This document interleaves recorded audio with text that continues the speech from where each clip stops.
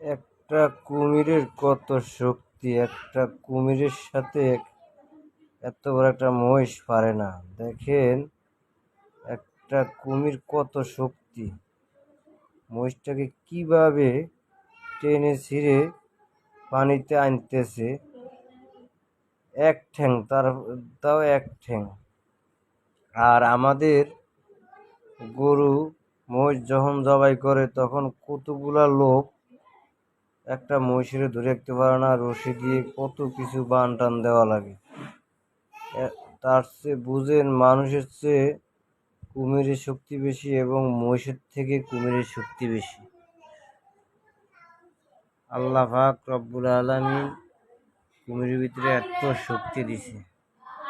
এই আস্তে আস্তে পানিতে নিয়ে যাবে, পায়ের থেকে রক্ত বাড়িতেছে, কুমিরের দাঁত বসে গেছে, আস্তে আস্তে পানির ভিতরে গুলো যেতেছে, মানে ছুটতে পারতেছে না। আর যত চেষ্টা করুক এমন ভাবে ধরছে, মহিষ ছুটার চান্স নাই, এত ভাবে কঠিন ভাবে ধরা হয়েছে। তাহলে একটা মহিষের থেকে একটা কুমিরের কত শক্তি হইতে পারে দেখেন, চিন্তা করি।